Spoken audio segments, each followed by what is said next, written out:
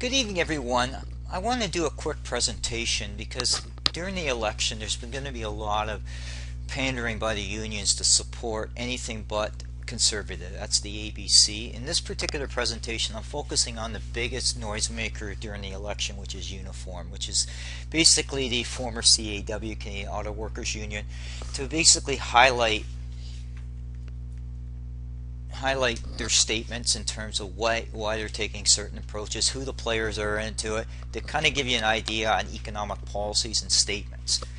This presentation will likely be very quick, but it'll be right to the point. So who is Uniform? Well, we know that basically they have 300,000 members across Canada, and they cover a lot of different sectors, from forestry to mining and different other areas, because they've combined themselves into a cross section of the economy, right? So basically we want to be very careful of who Uniform benefits, right? So they're basically in a lot of different areas, with automotive being their biggest piece, right? So we need to be careful when you hear them speak that their support's always going to be for their union members and union jobs. There's nothing wrong with supporting union members as long as you have the right balance to make sure that when you're pushing policies, they make sense. One of the biggest focal points of any statement around Uniform is Jim Stafford. Now I want to give you a little bit of an understanding of this guy.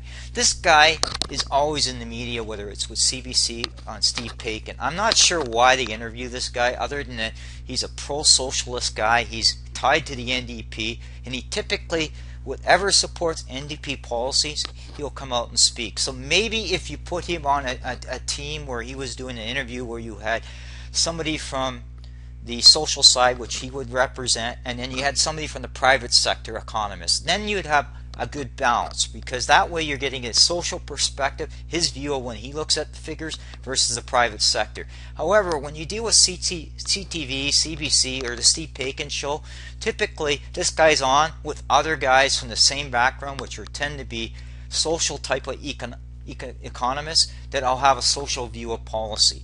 So the reason why I want to highlight this guy, because this guy will always say anything that's anti-Harper. He never backs it up truly with actual facts other than supporting his pro-union beliefs.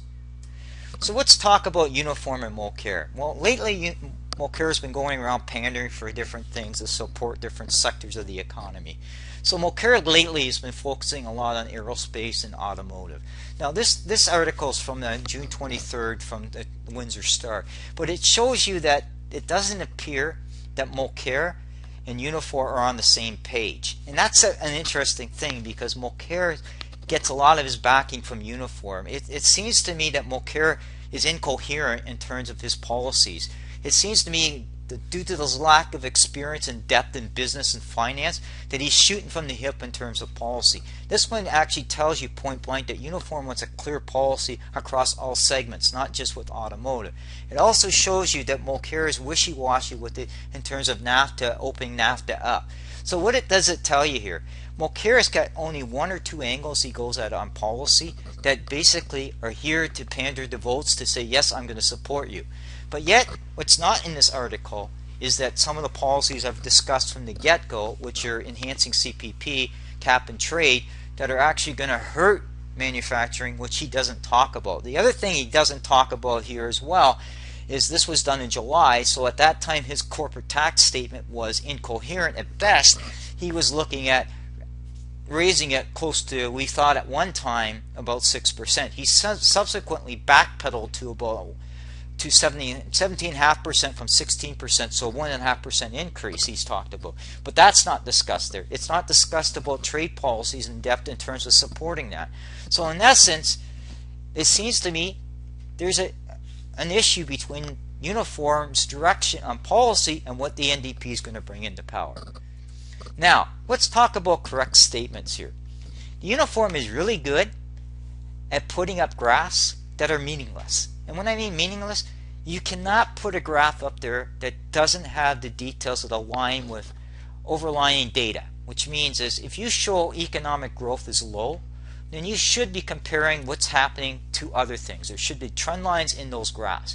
The idea what Stafford does with his progressive reform is attack or high-level graphs to show the overall picture but never the facts. Why?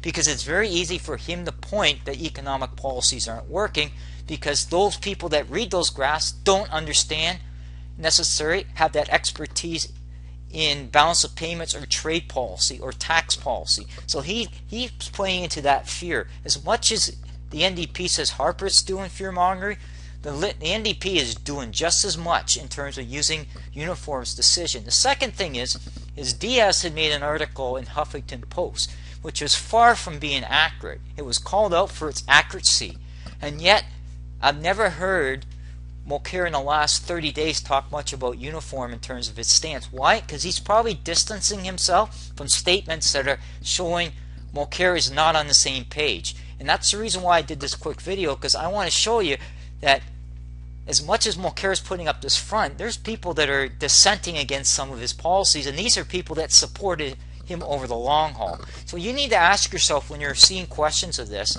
is, where does Unifor really stand on an integrated policies in terms of supporting manufacturing at the federal and provincial and municipal level?